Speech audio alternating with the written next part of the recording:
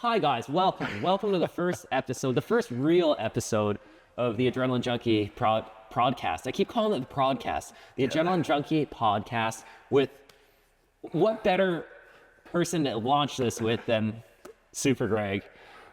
We talked about how we're going to set this up, how we're going to lay it out. The reality is we don't really know what we're doing because I'm just trying to kind of figure this out. This isn't something we've planned out. We talked about a few things maybe we want to discuss, but at the end of the day, the goal of these conversations is to keep them real and just kind of see where things go. So if you guys have been watching the channel for any extended period of time, then you'll know who this guy is and you'll know what machine he's currently driving. It's behind us. This is Super Greg, the man, the myth, the legend. So I'm going to let him introduce himself and we're just going to break the ice. Greg, in case people don't know you, tell them who you are. And why don't you kind of start off by just telling us how you got into off-roading and, you know, what drives you to do this stuff? Geez, good question. Who am I? Well, my name is Greg in real life. So SG was just a nickname that they came up with, doing stupid stuff. It just kind of stuck after a while.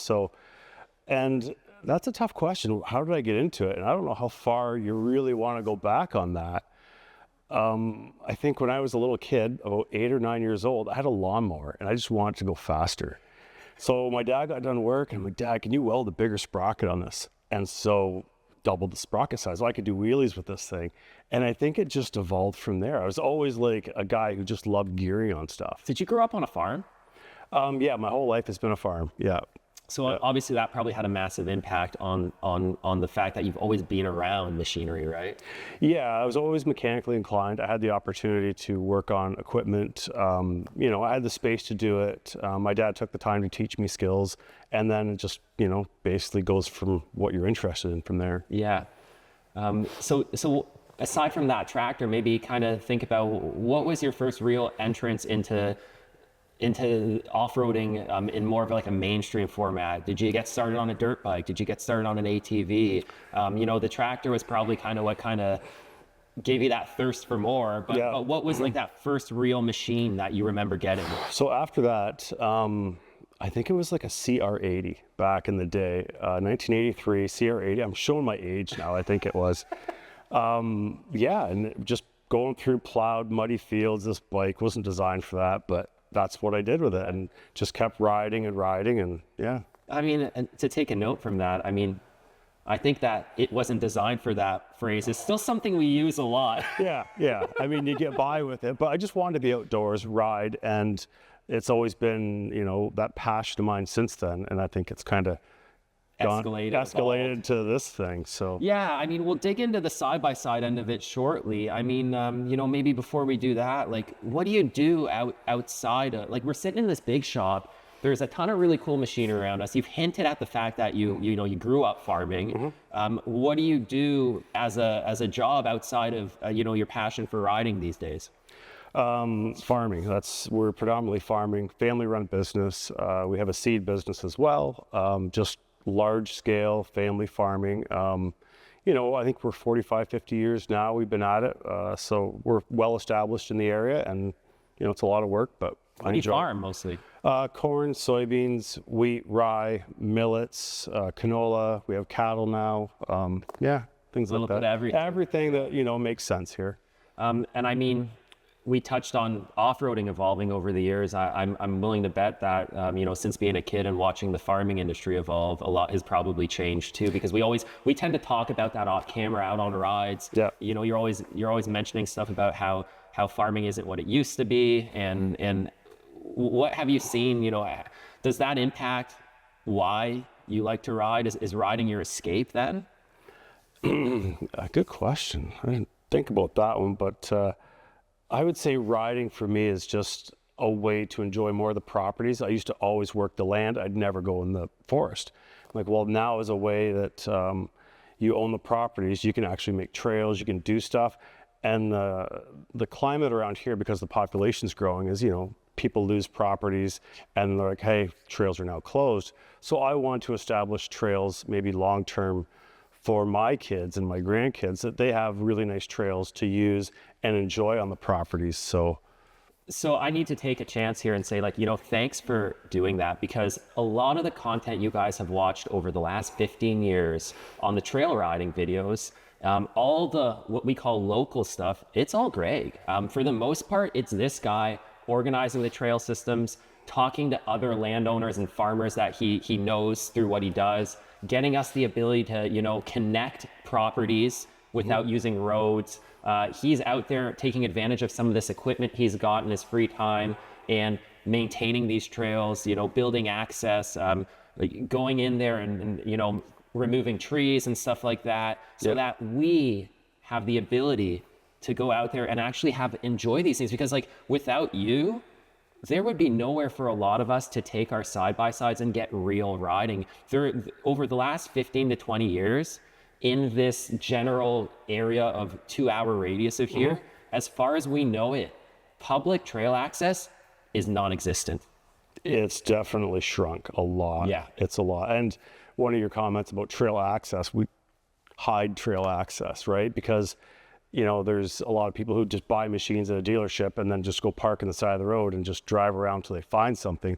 We try to hide it from people like that who might wreck it for the rest of us with permissions and just, trying to keep the peace with everything. So, they're not always visible, but if you know where to go, you can find them. It's unfortunate in a way, and we've talked about this in the past off camera, that, it's that analogy of, one bad apple can spoil the bunch. Yeah. And you see it everywhere. And every one of you guys watching here today has heard a story about a trail system being closed off or restricted due to the actions of a few bad apples. People see a trail on property and they just assume that because there's a trail there and someone else is riding it, they're entitled to go use that trail. It's not a public road. It's not an interstate.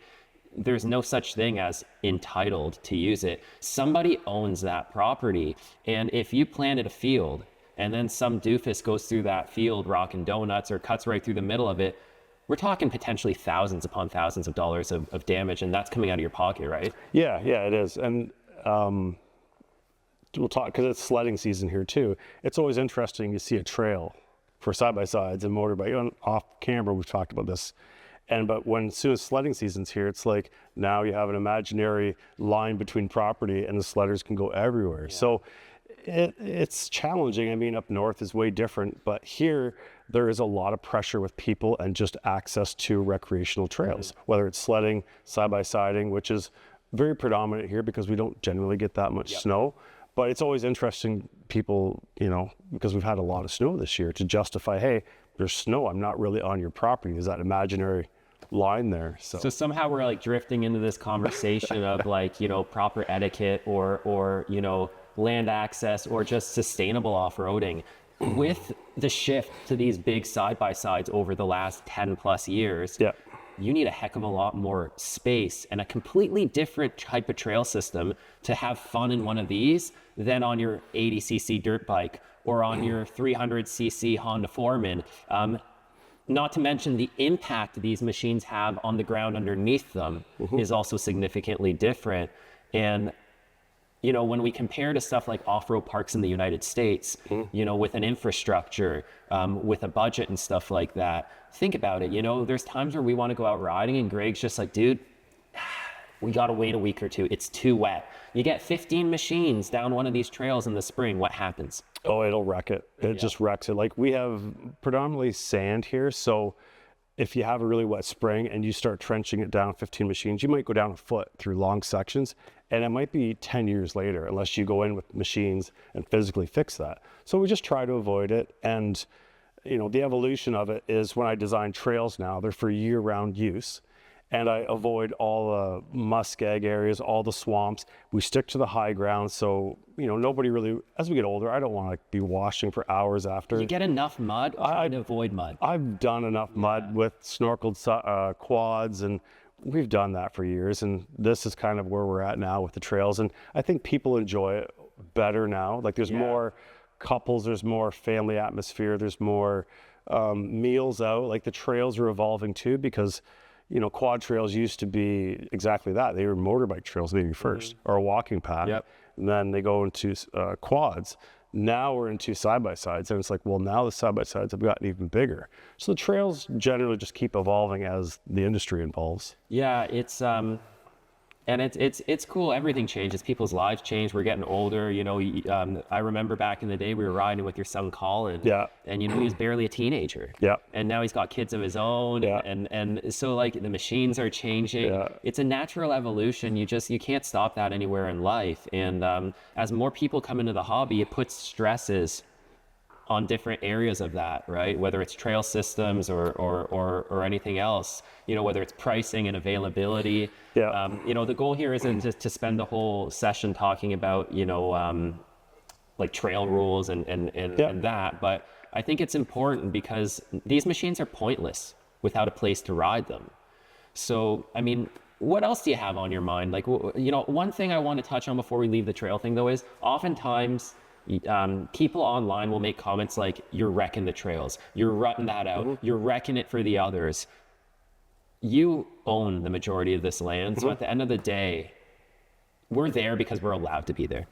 Yeah, and I mean, I'm pretty conscious about soil health and the farming side. So when I'm building these trails, I'm trying to do it in the least amount of impact I can for the hills, for the soil. I want to make it fun though too.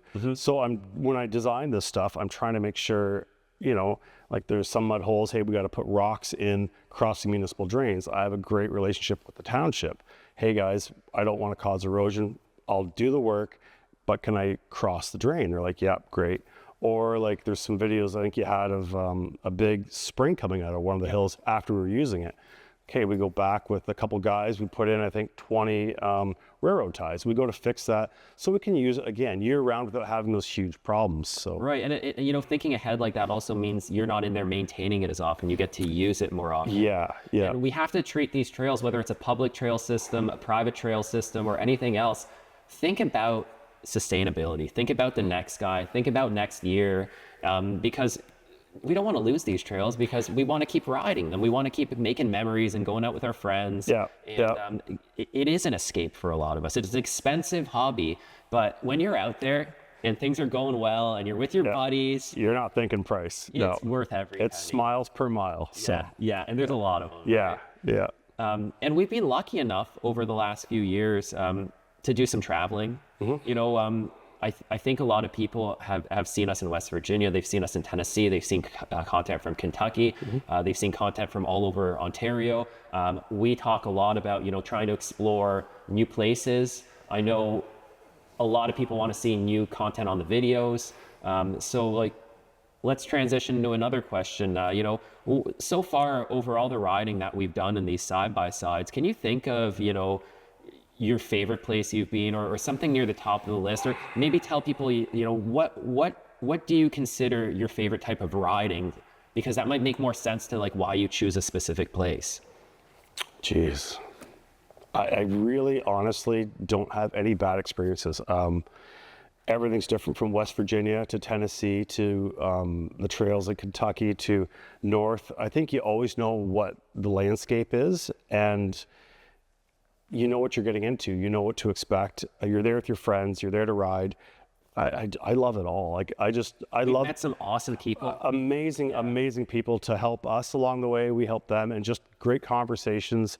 I guess the better question is, where do we go next? That is the better question, because I agree with you. You know, sometimes it doesn't matter where you are. Some days the riding is better. Yeah. Some days things don't go according to plan. But that's riding. So those variables are what keep things interesting, which is also why, like, you know, a lot of viewers will comment they like the diversity of vehicles in our groups, because we've got older machines, we've got high-end platforms, we've got more entry-level type stuff. We've even got some stuff that, like you said earlier, isn't intended to do what we do with it.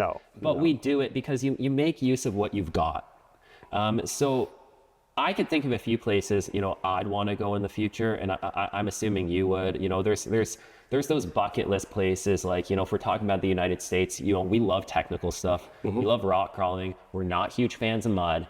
So right away, I think like Colorado, I think like Utah, I think like those places that just look, feel different than what we're used to. You know, just the landscape of going to a place like Utah, it feels like you're in a different world compared to ripping the ravines here. Yeah. So those are two places I think of that I'd love to, you know, I'd love to try getting out, you know, doing some duning, whether that's in Michigan, you know, on a smaller scale, or somehow figuring out a way to get to California one day. Yeah. We're a what are long you ways from thinking? there. I'm the same as you. I like the rocks, the crawling, new places, new adventures, Scenery. the scenery. Yeah, and there's a difference again too. Is it just the boys riding, or is it like a couple's ride? So Because that shifts things a lot. it does change when I'm trying to make plans for stuff. It's like we do more scenic stuff. We do better planned meals. Maybe we're not out as late at night because everybody wants to get home and showered. If it's with the guys, we can be a bit more rowdy, harder trails. Yeah, a bit. Nobody's worried about rolling. Everybody's pretty happy. Like whatever time we get back, it rolls pretty easy. But yeah, there's some places to go yet that, you know, we're gonna do. There's a lot of places. We Yeah. scratched the surface, and you know, it really comes down to the same challenge I think all you guys have: time, money. Time and money. Yeah. Mostly, I think for a lot of us, it's a split between the two. You know, if you're lucky enough to be quite financially stable, it usually breaks down into time. If you've got a little bit more time, sometimes it breaks down into budget. So, you know, what do you find is your biggest issue? Is it usually finding, you know, that week to actually get away? Is that the big problem? I think it's both.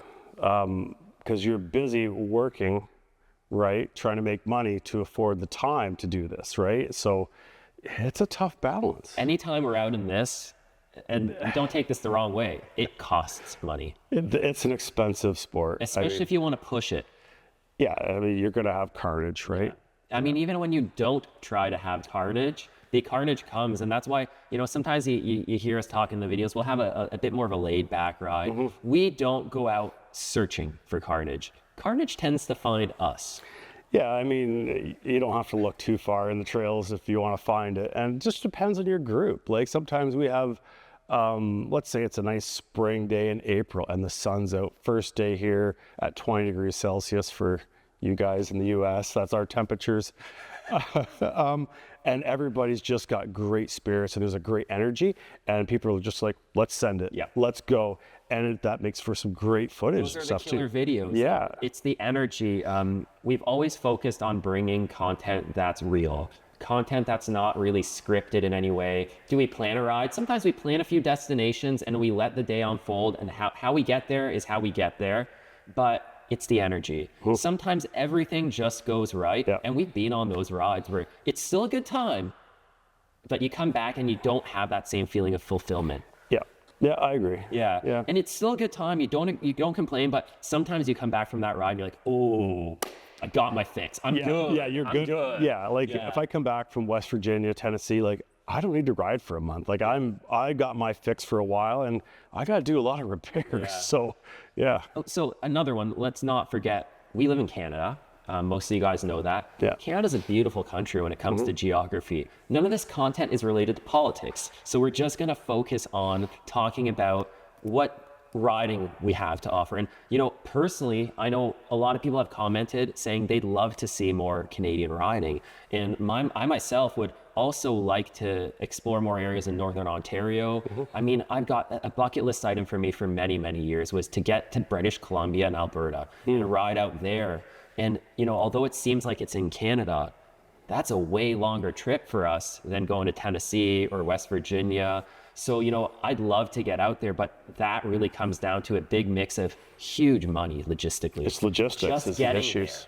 there, the fuel, the, you know, the motels, hotels along the way, the meals out, all those unforeseen things, the issues you run into along the way, trailering for 3 days straight, you know, a flat tire, you lose a day. So stuff like that. And then you factor in, you can't do a trip like that. It takes you 3 days to get there, 3 days to get back. You're not going for 2 days. No. You need 2 weeks minimum. Yeah. So like, why haven't we gone riding in the mountains in BC? That's why. It's the cost of it, and the time away to organize that many people for that duration of time, You know, we get questions sometimes in the videos, why isn't this guy here? Why hasn't this guy been in the last 4 videos? It's nothing personal. They want to be there. We want them there. Maybe he's got to work that Saturday. Maybe, you know, the kids have something going on. Maybe the machine's down. He worked all week and didn't have time to fix it. So we try our best to plan rides. You always try your best. You reach out to a bunch of people. And Greg's like, you know, would this weekend or this weekend work better for you? We Saturday or Sunday better? Yeah, we have a group chat that we generally throw stuff out in, and the weather looks really nice. We'll say, hey, trails are in good condition. Let's try to get together. It's been a while.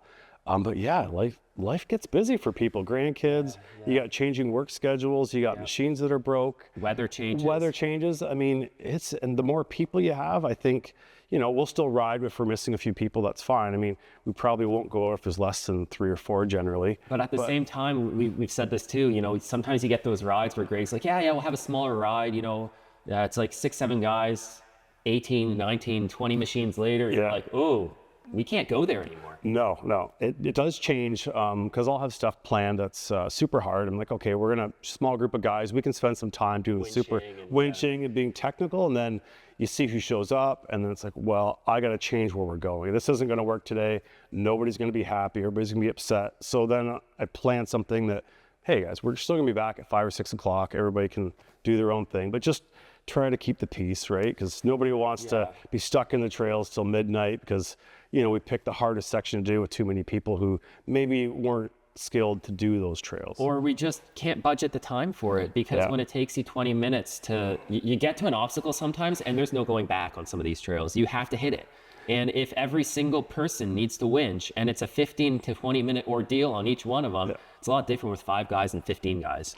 Yeah, and it's always the catch too. I remember like Gimpy's at the bottom of the last hill we were in, I think it was West Virginia, and he was talking with some people at the bottom, and I got up to the hill, and they're like, well, you know, Greg, if you don't want to do it, just go around. He's like, I don't have a choice. He went up it, I have to go up it. It's like once one guy in the group does it, you all have to do it. Like you got to commit, but that's the sense of camaraderie and friendly competition that we have. Is like, dude, we're gonna help you get there, but like one person does it, you all have to do it. You have to try. And I think that once in a while, not frequently, we'll get comments in the videos about like, you know, I wouldn't ride with you guys. You guys are a-holes. Like, oh, you shouldn't have forced them into that. No one ever gets forced into anything. We all agree when we leave that we're going out there. When things get rough, everyone's helping each other out. But remember, we're just a bunch of blue collar dudes. We love busting chops. We love pushing the limit. No one's setting anyone up for failure, but yeah, I want to see you hit it in that machine because why the heck did we just drive 12 hours out here if you're going to go around, which is why we always joke we're not here to go around. And that doesn't mean, you know, we're out there, like when we hit an obstacle, sometimes we'll sit there and we'll be like, 1 or 2 guys will try it. We'll be like, ooh, we may have miscalculated this. It's like, if this is a 95% chance of mechanical destruction and it's day 1, you gotta sometimes be like, you know, turning around sometimes is the better option than ruining the next 3 days. No, that's right. And like we save a lot of like let's say West Virginia, we'll save Bear Wallow trails till the 3rd day we're there because those are some gnarly double black diamond trails. Like you're gonna hurt some stuff. Or even like Rock House. We'll save that for maybe the last day sometimes. Just it's rougher trails that are going to beat you and your machine up. And, you know, we've come home. The scenery up that first day. That's right. You know, do all your touring, riding around, setting up tire pressure, suspension a bit, just enjoying it, having fun. Getting a feel for the terrain. Yeah, and then busting chops and like, okay. And then our last day, we generally send it. And, you know, sometimes we're taking the machines off here with a forklift. I mean, they don't run anymore. So the goal is to not put the machine in that position on day 1 of 4. That's right. If it happens on the last day, you're not jumping for joy. No. But you got a smile on your face because it's like we said earlier, you got your fix. Yeah. And I've had the situation in the past where I trailered out to Tennessee. We got out there, first day, barely halfway through the day, you break something on the machine and you just can't address it in 3 days. And you load that thing up, and if you're lucky, you hop in with someone else. But I'm sure we've all taken that drive home where you're just like fuming inside because you feel like you've wasted a trip. You've wasted all that money and you didn't get the fixie round. The satisfaction of riding or your expectation of what it was. But I guess I don't really ever leave disappointed. I'm just, even if it's that one day, I still, you jump in with your buddies, you make the best of it. We've done this with multiple rides and we still have a great time because I don't think it's just about the riding. It's about like our core group of guys and ladies and just having a good time. It's that culture of, busting chops a bit, ripping on each other. Just, if you're not ripping on them, do you really even like them anyway? Like, so. Which is why, we've also many times in the content or in discussion passively talked about stuff like, Greg behind us here. We're gonna dive into a video after this one that we're gonna specifically talk about Greg's machine. He's owned it for over 5 years now, I believe, right? Yeah, something like that. Just around 5-year point since new. And a lot of people have asked about your build, what you like, what you don't. So we'll dive into that in a separate video. But what I'm getting at here is, at the end of the day, it doesn't matter whether you're in a new machine or a super expensive $50,000 machine or a $15,000. My Battle Wagon, it's 9 years old. There's not a moment I'm driving that thing where don't have a smile on my face. Your machine's 5 years old, You're surrounded by wicked equipment in here, and somebody's like, why don't you just get a new machine? Well, there's a lot. That's a loaded question. It's expensive. For me, the threshold, I think, is I try to move a machine every 5 years when I run out of warranty. Like for me, I can't afford machines to be out of warranty. And so I think this one was like $1,800 when I got it for the full 5-year warranty. I've got my money's worth. I think the dealership told me last time I'm probably over $40,000 in repairs. That was money well spent. For me, Polaris might not want to hear that. Well, I mean, but that's why it's factored in. It's factored in, and that's why, like, I think, when I was looking at new machines, I think the warranty is about $4,800 Canadian. Yeah, just shy of 5,000. Just that shy of 5. But I mean, that's what, one diff, two diffs, one transmission. Yeah. When you factor in labor and time, and knowing that it's under warranty, you're in the middle of busy farm season, you don't have much free time, your tranny blows on your 2-year-old machine, you drop it off at your local dealership, which we'll get into in a minute, has treated you very well. Yeah. And they tell you, pick it up in 6-7 days, it'll be ready to go. That has a lot of value. Yeah, I guess you have a fixed cost up front for me, and that's how I look at it. I mean, I never used to have that, but for me now, because time is a bigger issue, like I don't want to be wrenching on this till midnight when I got to go to work the next day. And I mean, that's a common scenario for a lot of people, but I don't know, I'm 50 now, and I just would rather make a paint. I know. Just get out there and ride and enjoy the time. And I just don't enjoy fixing it. I enjoy building it, but maybe not as much fixing it all the time. I found that too.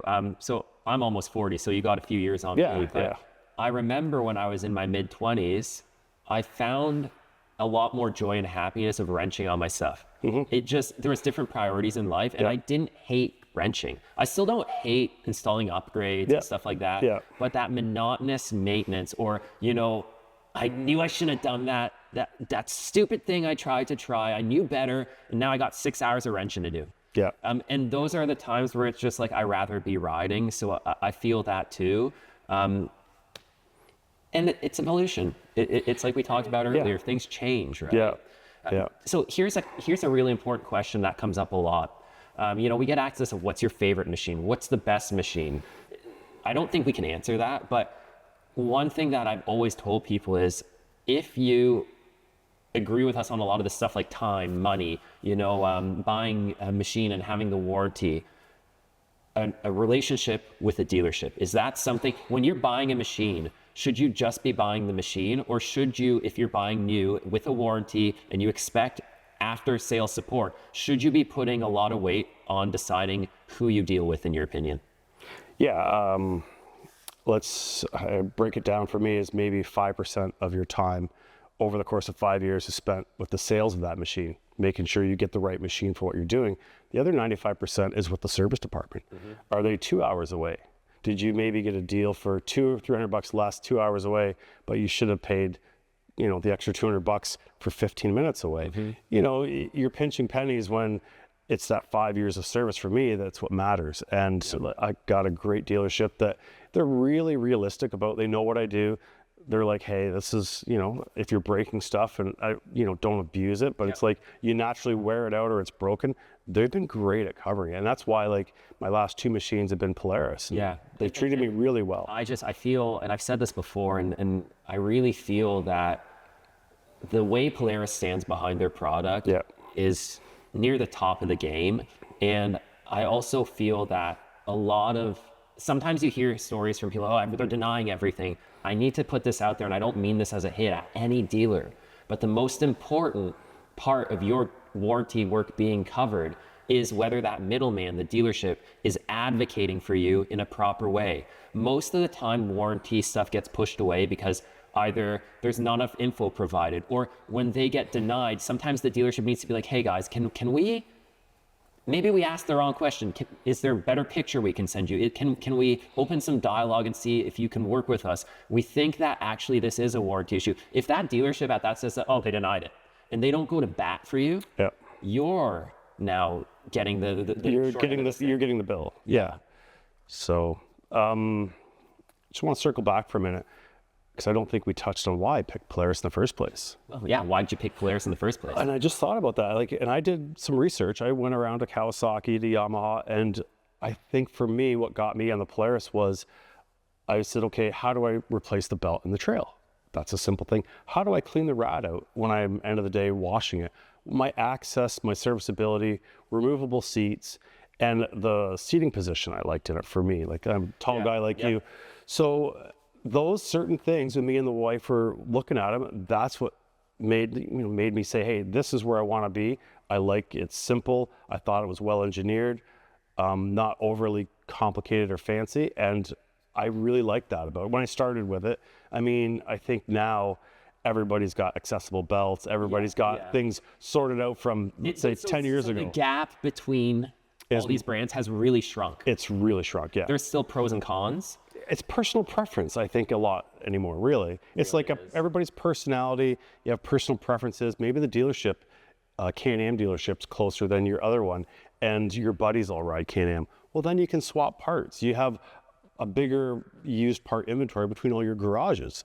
Like, think about that. All the times that we go down to West Virginia and we stock up the trucks with parts. Well, everybody's got the same bolt pattern, tires, rims, axles. It's easy. You don't need 7 sets of spare wheels. No, so I think that you have to think about in the group as well, where you're riding and who you're riding with. That's getting muddier now too, though, because now they're introducing the 5 bolt patterns. It's not what it used to be, which gets us into this conversation later on of, where is this industry going, or, what's changed. So before we dive into that, you said, you chose Polaris for this one. Let's go through all your side-by-sides. You haven't had that many.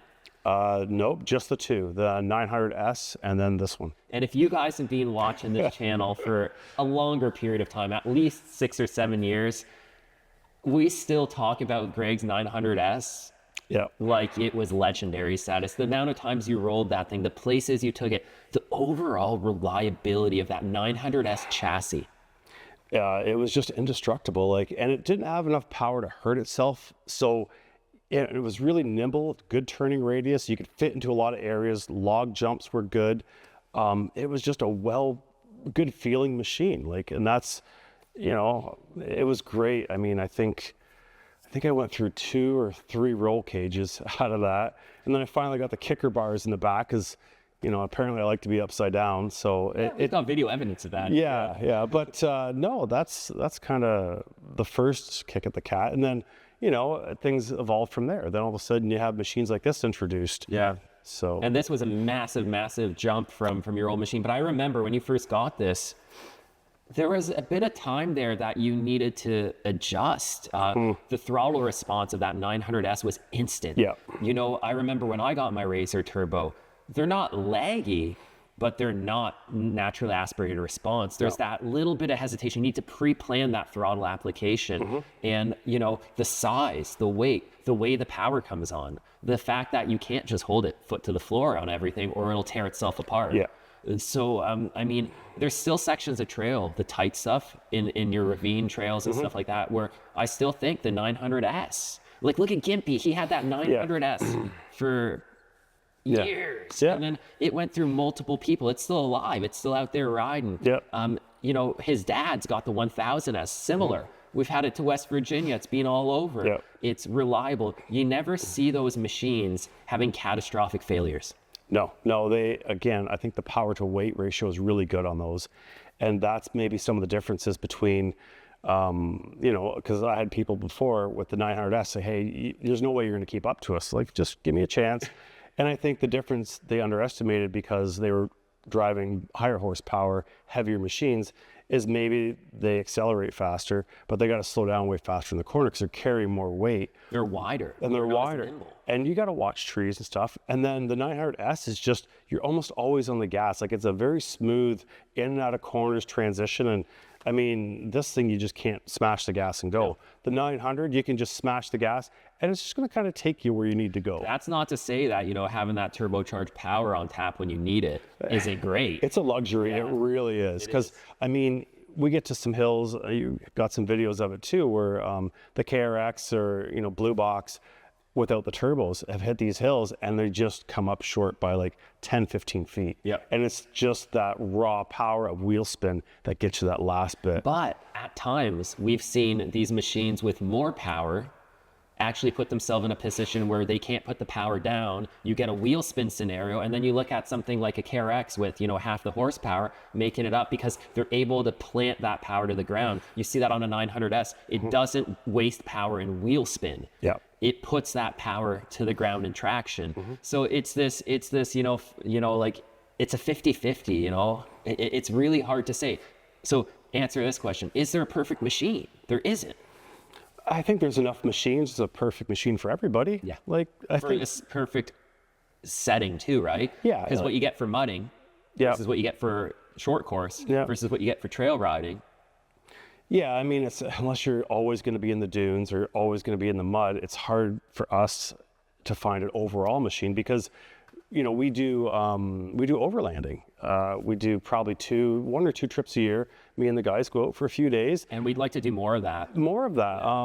It's got traction. People like the challenge. You're an extra 100 pounds of gear. Yep. You're a little slower. Maybe you're not hitting the hard stuff, but like top heavy. Little top heavy. But yeah, it changes, but then you don't have to go back to base camp. You can travel a lot further and see some different destinations throughout. So again, it's hard to pick one machine that does it all because I really like Greg's general he's got. I mean, we do overlanding. Yep. He packs coolers of food. He's got tents. He's got chairs. He's got lots of room for fresh water back there, everything. And I can't carry that in this. Like, I can carry, it's trade-offs again though, right? So, but how often do we do overlanding versus our regular trails? Like, and really, like we said earlier, it's just about getting out with your buddies, having a great time, enjoying the camaraderie, seeing the scenery, making memories. That's really what I'm out there to do. So, and when you look back at these adventures, sometimes you're not always remembering, all these little details. You're remembering, that trip as a whole and how much fun you had. You're remembering these highlight reels. And, sometimes some of the best stories around the bonfire, the best highlight reels are not always the wins. Sometimes it is those silly moments of, you rolled over and you made it back to camp, but no one was hurt. No, that's right. And it's a good time. And, we've made so many good friends and memories over the years. Everywhere we've gone, we've got really good long-term friendships with a bunch of guys in the States. Yeah. The only reason we know those guys is through these videos and through these machines. Yeah, absolutely. Yeah. Yeah. So it goes back to that, is it worth it? To me, it is. But at the same time, you don't have to go spend $100K. You can have the same amount of fun for a fraction of that, right? Yeah. Yeah. So, I mean, what else are you thinking here? What's on your mind? Tell me, maybe let's touch on, when we think back to, let's say, like 2011, when the Razor 900 XPs came out, when the sports side-by-side market really birthed itself, right? Then the 900Ss came out, the Mavericks were there, the Commanders came out, those original models. Then the X3 dropped, the Razor Turbo came out, the Pro XP came out, the update that, the Turbo S's. Then we've gotten into the Turbo R and the Pro R classes, completely different. Now you're bringing in stuff like KRXs and now the H2. The H2, yeah. The Maverick R, even some of those other machines like Speed UTV, CF Moto coming to the table now with a turbocharged machine this year.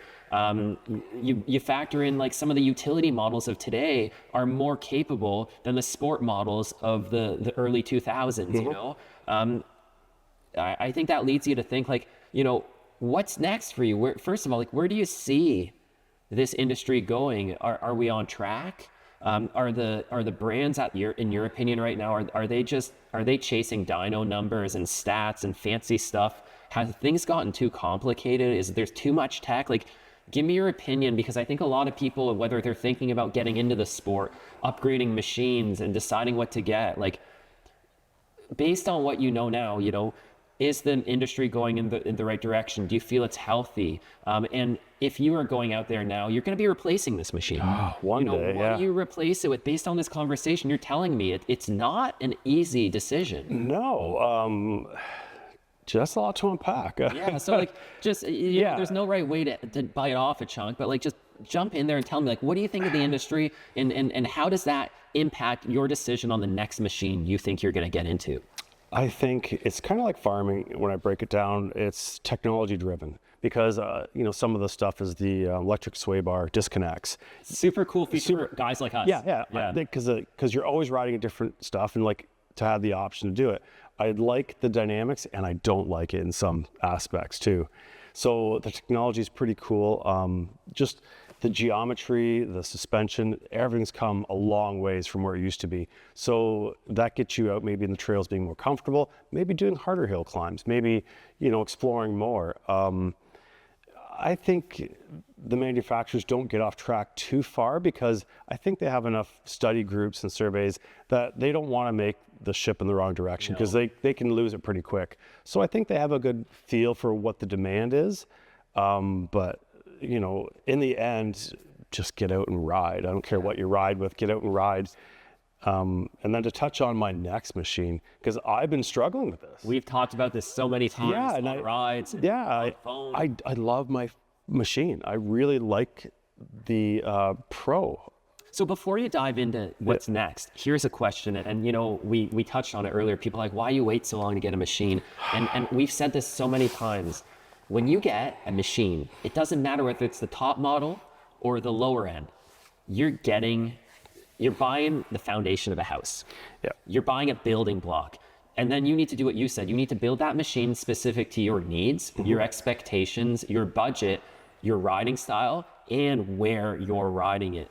You take a Pro XP like this and you hand it to 10 guys in 10 different areas around North America, you get 10 different machines. Yeah. So it takes, I'd argue, at least a season or two to get these machines dialed in the way you want them, unless you have an unlimited budget. That's different. But for the regular guy, it takes time. So does that impact how long you keep a machine and which machine you'll get next? Tell me what's the process you've gone through your head to decide, where am I going from here?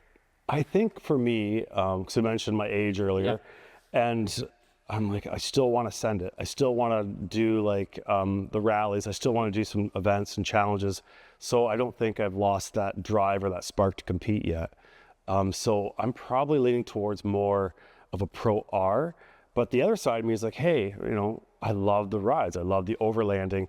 And geez, Gimpy's got that nice heater dial. He's all comfied in there with his wife. And I'm like, You do that in the Pro R. I can. A lot of engine heat out of that too, Leo. There is. But he's got the box space. You know, she can go do her gardening with it, same as my wife. Yep. There's just that practical use of it. And like the Polaris numbers, I was just checking them out this morning. The utilities, I think, are still climbing. The sports are pretty much flat sales, but I think they're up 12 to almost 20% on the sport utilities. And that's just Polaris. I think that's across the board with the utilities. I would say so. The sport right now is kind of flat because, you know, industry is, you know, I know the States is probably not suffering as much as Canada is, but our economy is pretty tough and people are watching what they're spending. Yep. It's very conservative spending right now. And the point to entry right now is so much higher. It's too high. It's too high. Yeah, and it's nice to see companies like CF Moto entering to try to keep the cost in check so people get entered into it. I mean, I think these things are just priced ridiculous. When you look at you know, if you go price per pound of these things, it's ridiculous versus a car with full technology. cab doors, air conditioning, like everything. It's that whole you should have got a Jeep debate. You should have got a Jeep debate, and they are overpriced, but they're like that because people are still buying them, there's still demand, and they're willing to pay for it. And the other side of it, I think, is, well, there's got to be a huge margin in there. Like, why would all these industries start building side-by-sides if there wasn't a huge profit margin? Right, so we're seeing new entries. Yeah, but We're seeing why? new entries Why? from bigger companies. And just look at it logically. Tell me, and we'll just use this as an example. Like, you get a company like, let's say, Toyota or another big company. You think they're going to risk entering this market if there's not a big prize at the end? There is potential they see, right? Look at some of the acquisitions we've seen recently in Powersports. Super ATV got bought out by Dorman, a massive automotive company. There's acquisition companies out there buying, umbrella companies buying multiple big established brands. You guys probably don't even know about some of the ownership that's changed hands in companies like High Lifter, side-by-side stuff, Keller, Super ATV, I can't ring them all off right now, but in the comments, leave a comment. There's multiple big investment companies coming in and eating up our industry. Assault Industries, a lot of these brands, some for better, some for worse. But we've seen similar behavior in other industries in the past. So what does that tell me? That tells me that there's a lot of people crunching numbers somewhere in an office that see dollar signs. It's a business. I mean, they got to look at it as a business. So, and maybe it's the guy who owns a Toyota truck, and it's like, hey, rather than buying another off-brand, I want to stick with, I love Toyota. Brand loyalty. Brand loyalty goes a long way. I don't think I'd steer too far from Polaris. Like, I feel like I'm brand loyal to some degree, unless somebody else had something that really made sense to me. And I did my research at the dealership and said, hey, you guys going to work with me? Here's how I ride. You know what I do. What do you think? Are you going to be, flexible on some stuff and not nickel and dime me over everything? So, because it needs to be said, there's been stuff that you've upfront. Brought in for warranty that hasn't been covered. There has been. Yeah. And usually when you break it down and you end up thinking about it, you're like, yeah. Right. I mean, I think maybe they haven't covered one axle on this the whole time. Yeah. All the other broken axles they've covered. They've covered wheel bearings. They've covered suspension failure stuff. They've covered a rad. They've covered the fuel tank, fuel sending unit. I've got a similar story for my battle wagon while it was under warranty. Same thing. Like a couple turbos. A turbo, a transmission, a differential, spindle assemblies, brake calipers. But the brake calipers are wear and tear though over time. But they had an issue early on or something. Okay. So supposedly that was an early warranty item I had. Okay. I think it was like the first thing they warrantied on my machine.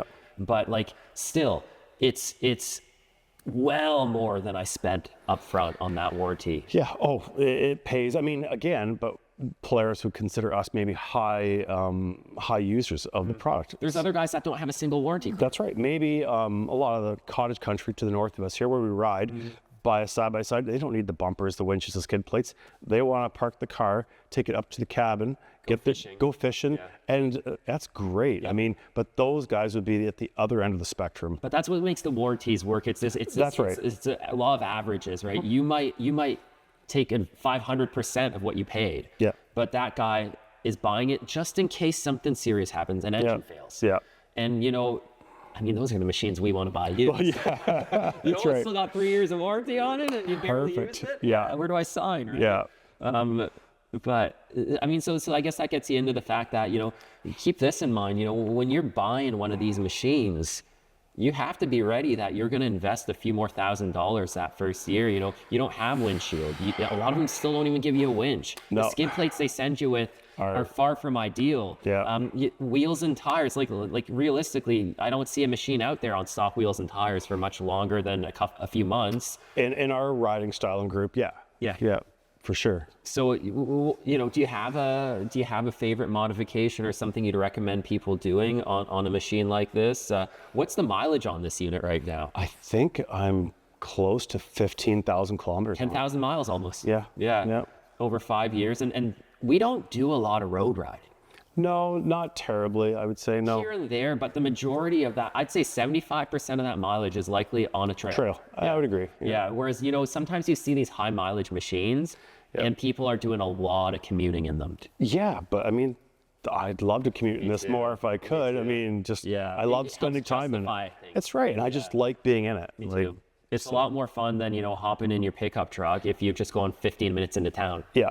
Especially on a nice summer day. No, it's just the more time I can spend in it, it's just a better feeling, the happier you are. That's where I'm envious of some of the people that live in the northern communities here and in the United States where machines are street legal in a lot more scenarios. I'm very, very envious of that. And I also understand why that impacts sales on machines like the Expedition or those fully enclosed machines. If you knew you could, if you could drive this thing, like say you worked 15 to 20 minutes from home and it's mostly back road, I'll take my side-by-side 9 out of 10 times. Yeah, for sure. Why wouldn't you? I mean, look at the cost of these things. You gotta, and I feel like if you can justify the use of it, you don't mind spending, if I'm gonna use it every day like a car.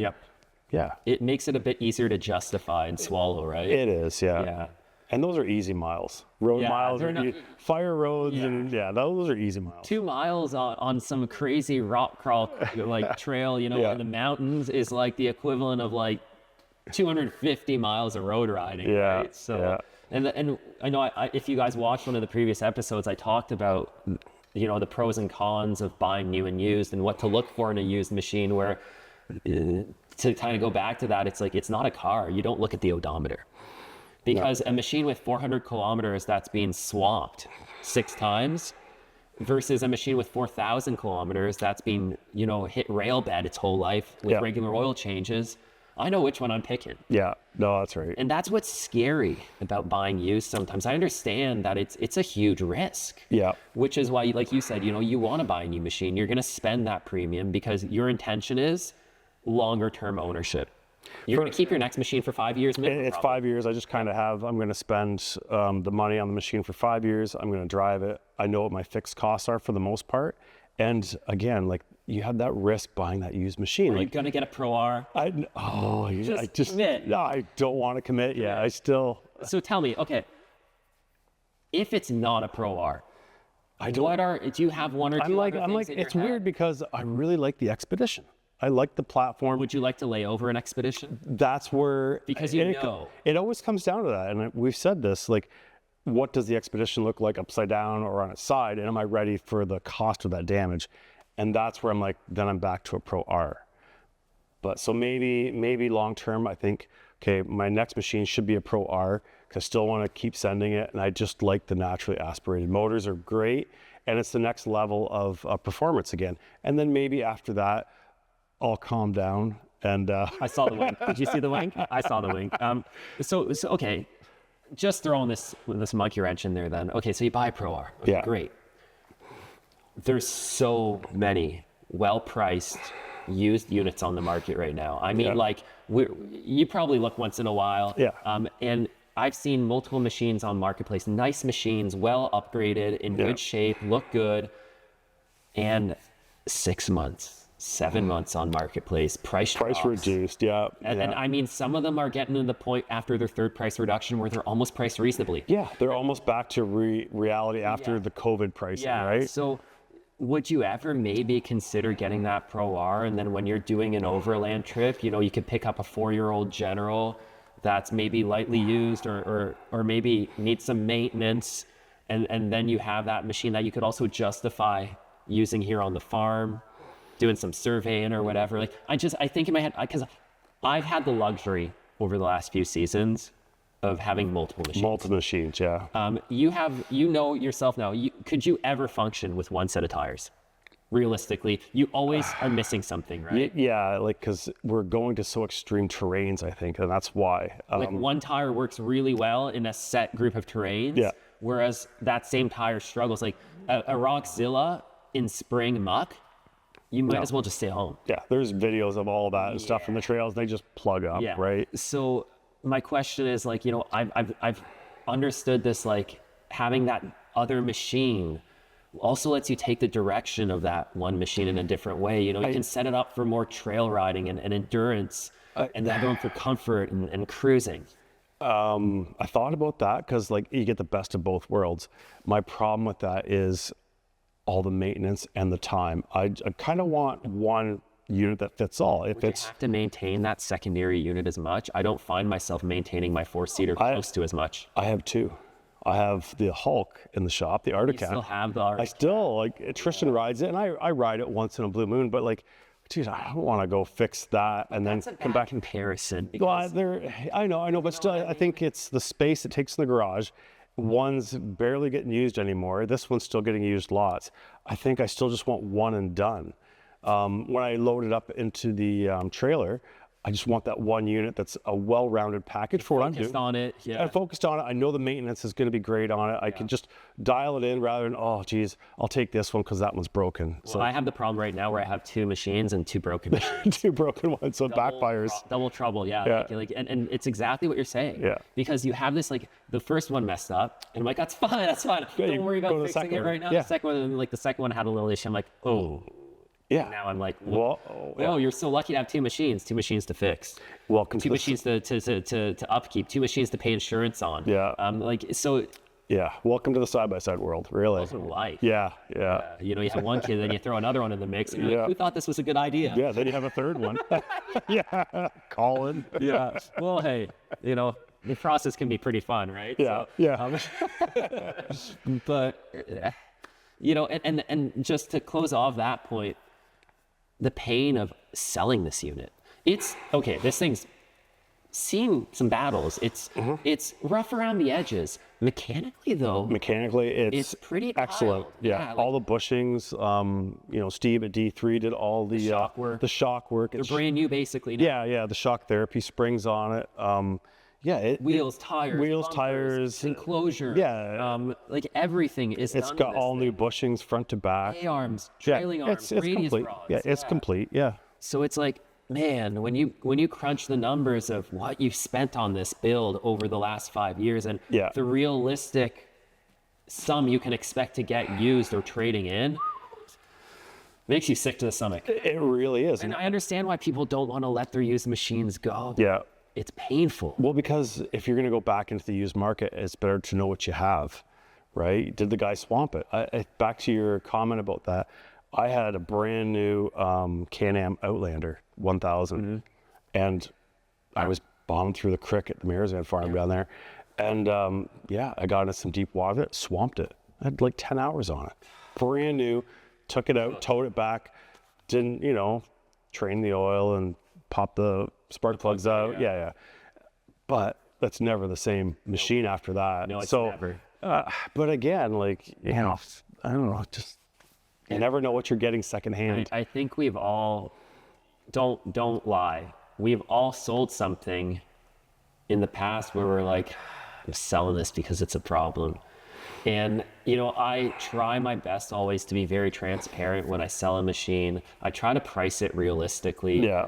I'm not out there to screw anyone, but there's a reason you move on from a machine. And sometimes it's not like the engine's going to blow up. It's like, man, you got to change wheel bearings and brake pads on this machine every 4 rides. Like, I'm over this. Let that be the next guy's problem. And I mean, that's not a big problem. That's an issue some of these older machines had, like the Pro Rs with the way they've got the bearing and the hub assemblies, the automotive the style. fact that they've increased the whole size of the brake setups, the size of the suspension and everything on there. Naturally, you're not going to be doing as many wheel bearings. No, you wouldn't think. You have to tell us. Yeah. You got to get one for these. You got to get one for science. Science, that's right, just for the channel. So hold on. Do you think Polaris is going to drop something that updates or replaces the Pro R in the next few? It's been out for a while. Is it another year? Do you think it's 2? I was disappointed, I think, as most people were with the display. I thought that was just, really is just keeping up with Can-Am. Let's be honest here. It really was like... Man, struggling with that Maverick R as well. There's some issues. But if you're going to be at the front, you're going to have a learning curve. Yeah. And that's part of anything. Like, you can do your R&D on it, and you can have 2 great years of R&D, but you give that same machine to 1,000 people in 1,000 different environments. Now you're really testing. And that's trying to say is you hand that machine to a group of rednecks in an off-road park at 3 a.m. on Saturday. Yeah. A case in. Yeah, you're gonna find the problems. You're gonna find the weak links. Yeah, and it's just. But your question back about the Pro R, the display was cool.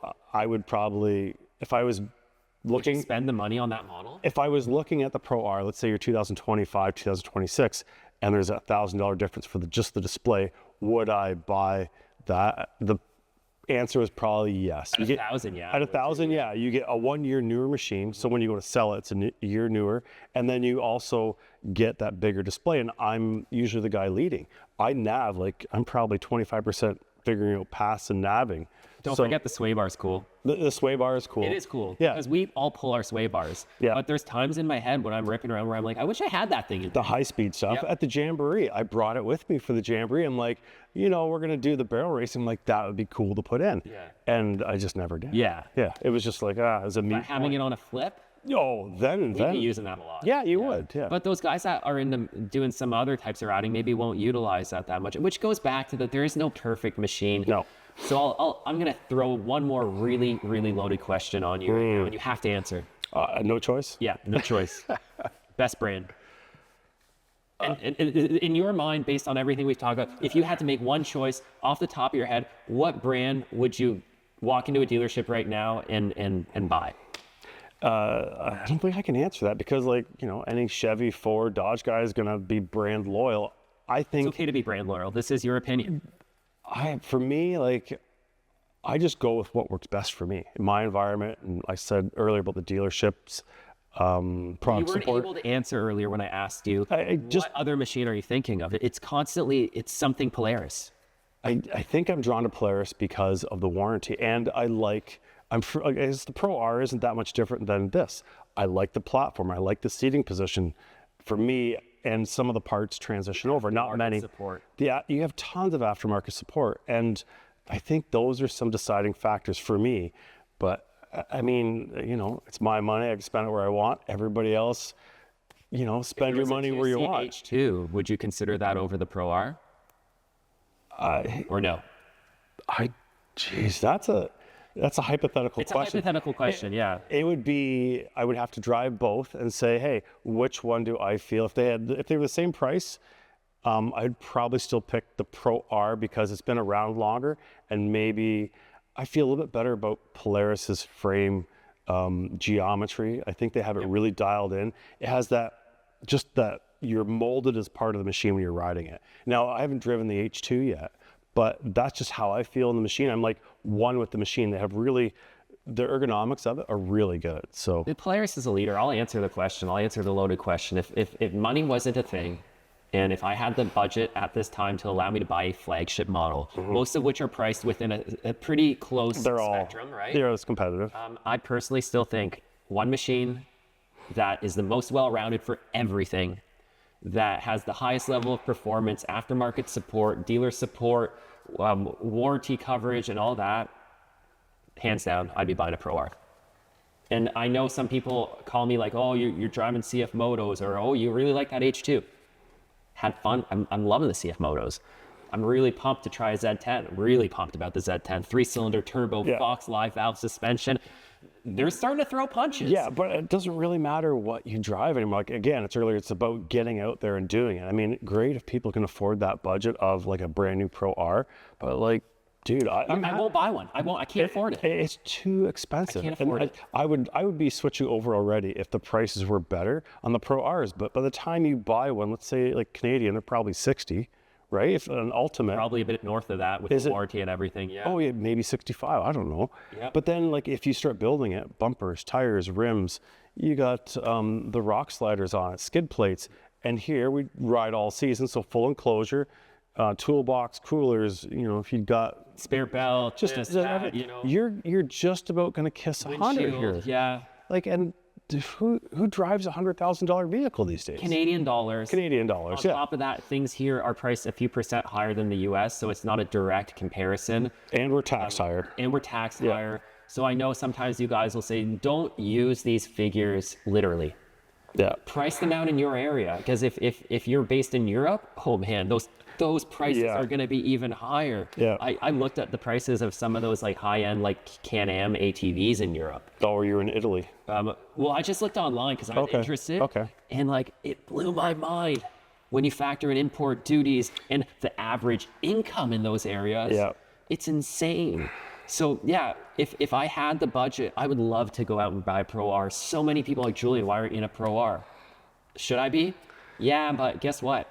I don't bring enough money right now to buy one, because doing that, I could go out and I could finance one, but at what cost? You know, I have to think about my kids, my house. You know, I have vehicles and other stuff in life I need to support. And it comes down to this situation. What's my cost per ride going to turn into? Yeah. It's ridiculous, right? Yeah. When you have a 5-year-old built machine, you go out, don't owe you much. No, it's paid for. off. It's paid off. It's out of warranty. And that's where, like, I worry a little bit, because if I pop an engine on it. If I pop an engine, I should have already traded to new, because you're never going to get that money out of it. It's almost at that point, like, it's almost not worth doing. I know. If you do it yourself, do you have the time? And then is it done right?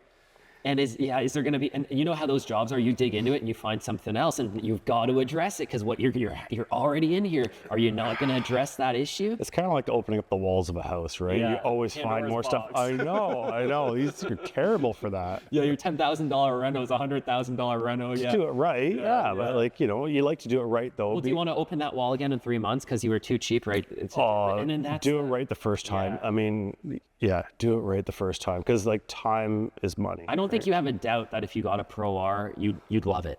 Oh, I think I would love it. It's getting over that price tag. Yeah. I think that's the biggest thing. Is like, geez, that's a lot of money. Like, you know, you like to travel, you have kids, you have other commitments.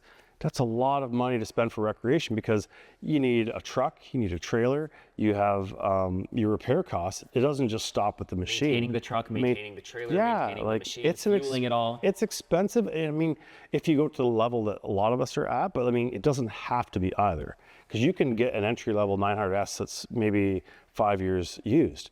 And look at the aftermarket parts. Even if you have to spend $3,000 because it needs something, it's still, at the end of the day, even if you bought that machine, rode it for 2 years and resell it, you're not taking a huge hit. No. Once they're at that certain point, they plateau. Yeah. So I think that's one really more key note. It's not just purchase price. Earlier, we were kind of talking about Greg's Caterpillar over there, that big dozer. Oh, the dozer, yeah. You know, purchase price is one thing. Tell me about maintenance, service, and fluids. What if something serious breaks on that thing? Purchase price is just one piece of that puzzle, right? Yeah. If you plan on owning that machine and using it heavily for a few years, you're probably going to end up spending more money than the purchase price. Is that not? Is that but not I think you're a dozer. You're making money with it. But that's a business decision, though, right? This is a recreational decision. Right. This is like even harder. Even harder. That's right. I mean, that you just look at and say, hey, like the cost of operation is this. In this environment, here's what the repairs are annually. But it's making money. If it's not, you won't do it. So, this is a luxury. Because you don't get that the last part of that makes it logical is that you can generate income, or at least neutralize expenses, right? Yeah. Here, it's pure cost. It's cost. And I mean, like, you know, you're still having beers in the shop with your buddies and still having a good time on Friday night, wrenching, and, you know, whether it's wheel bearings or brakes or, so again, it's just part of that culture, I think, that we've created, that we have, that we, you know, enjoy, I'd say, for us. Yeah, I mean, we could sit here all day and talk about this stuff. I mean, we often do. It's like you said, at the end of the ride, you know, you're into the beers, you're having dinner. And that's just another reason this is all worth it. It's the friends, like you said, the relationships you make and develop with people all over. You meet someone on the trail, right away, you know, I've got something in common with you. You're here in the same spot as me, in the middle of nowhere, in a side-by-side. We've probably got a lot in common. Yeah. And that's also needs to be used to justify this cost, I think. So, I mean, you got anything else on your mind that we should touch on? I know we're going to do that video in a little bit on going over the machine in detail, but, you know, what did you guys think? Do you like this format of the videos? Is there anything else you want to know about Greg? Who would you like to see on the podcast in the future? You know, there's a lot of other guys we ride with. I'd love to get Gimpy on the podcast. Gimpy is a good one. I'd love to get a podcast of like 3 or 4 of us. Yeah, like a roundtable discussion a little bit. Yeah, out. Yeah. Seeing where it goes, right? We should just have a beer while we're doing it, maybe in the afternoon, and just like everybody's After a ride. After a ride, just talk about the ride and machines and stuff. Like that would be pretty cool. Yeah, so leave some comments, give us some feedback. I'm still dialing this in, but this is the goal of these podcasts. It's just to have a real conversation, you know, introduce you to either people we ride with, put a bit of face behind a name. Yeah. And hopefully we can bring on some people from the industry. They can give us a completely different perspective on some of the discussions we have, because we look at it as enthusiasts and consumers. It's like me looking in on farming. I have a completely different outlook than you do, right? To me, it's like I don't understand all the nitty gritty. Yeah. So give us some comments on who you'd like to see. Is there anything else you want to close up with? Any statements you got to make? No, things they should look forward to? I don't know. I'm the guinea pig here on, you know, the first podcast. So just going with the flow here. Love anything to do with riding, like the podcast, the riding. Again, like if we're at events and stuff, it's just part of the culture that we're doing, and I just enjoy everything. How did you like the event? When you went to the Adrenaline Junkie Jamboree in Tennessee, it was our first time. Did you feel that, you know, the atmosphere is pretty good? Would you go to another one? Yeah. I know like the trail rides got a little congested and stuff like that, but I think that's the nature of the beast. Like, do you feel events and stuff like that are something that we should put more time into doing? You think that adds value to the community? Yeah, I really enjoyed it. We went down with Brandon and Gimpy, and we went down, and we were at a different park than you. Yeah. Kind of doing our, you know, keeping the peace at this end. You were doing your end there. We just met so many awesome people, though. Like it was just, hey, SG, and like they just know you, and you don't realize that they're watching you on all the video stuff, because you know it's always through a TV screen or computer screen. But now we have this in-person thing. And that was pretty special. Like, I mean, I had a lot of people. It was awesome. Yeah, yelling, "It's super great!" Yeah. It was just like you don't expect it. You're just a regular dude walking down the street and like going to events, watching like everybody else, and it was just awesome. Which is why I wanted to do this podcast. Yeah, Add a little bit of depth to that. Yeah. And you know, give us an opportunity to discuss some stuff we just can't talk about on the trails. Yeah, but the Jamboree, I really had a good time. The big day event was awesome. Like the carnage, the barrel racing. You won the barrel racing. I did win the barrel racing. Thanks. It wasn't even a rig, because we got video proof. Yeah. I was blown away. You showed up late. I think you might have been a little hungover. We were up late with the boys the night before. But yeah, I came in there and I'm like, I remember I said I brought my sway bar, and I'm like, I'm not just going to go do it. And I think I finished the top 3 after my first one. And I made a mistake. I'm like, they should have never given me a second chance at it, because like now I dialed in. So yeah, no, it was good. And the trails were awesome. Just, it's always a challenge when you put that many machines through any trail system. I mean, the trails in Tennessee, I mean, like West Virginia, if you're ever going to put machines through that much, those are the places to do it. And even at that level, you're still going to meet groups of 10 coming the opposite way. You're still going to have challenging terrain that not everybody's machine will like. So just navigating through that, and you know, I was in the back with the ride command, and the one with Jason at the front, and there was a point, I think not before V-Notch, there was something else we hit in there, and there were some people we talked to, and I was like, I don't think you want what's coming next. They want to be part of the ride, but like, it's hard. They wouldn't have enjoyed it if they went further. So I'm like, hey, there's a few of you that want to go back that broke. Maybe we collect 4 or 5, and you guys go back as a group. Go back as a group, so you're all safe, and let us know. But like, if you go up there and they didn't expect to do like the damage and stuff, like they were from Florida, I think, and having a great time though. Like, you know, because we were on the trails laughing and talking, and but yeah, it was a good mix of people, good feel. The prizes were awesome at the end too. Yeah, we lucked out. We had a lot of support. Yeah, that was really good.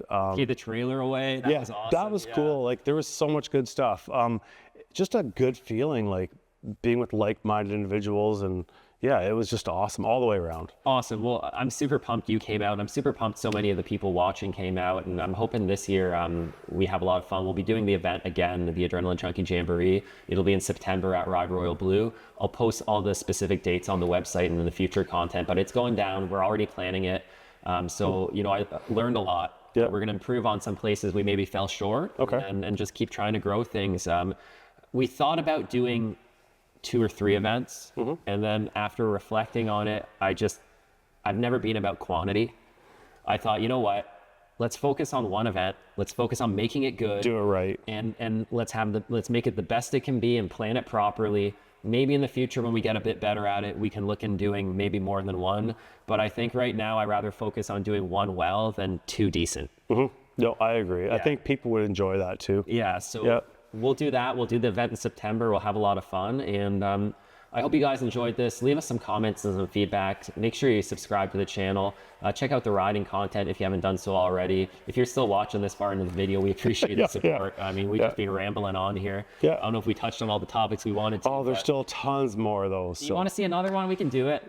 Let us know. So Greg, dude, thank you for helping break the ice and being the first guy, the guinea pig with me here. And I'm hoping we can take this podcast places, and I'm hoping we can really have some fun with it. Yeah, no, it's going to be good. I think people, I feel, will realize we're just regular people like everybody else. Like, we just want to ride, we just want to do what's good for the sport, and just keep meeting people and enjoying the time you have here. Exploring new places, because I mean, the world is a small place. We don't have that much time on it. You really don't. You really don't. So just go enjoy it, make the best of it. Yeah. So thank you guys for tuning in. We'll see you in the next video.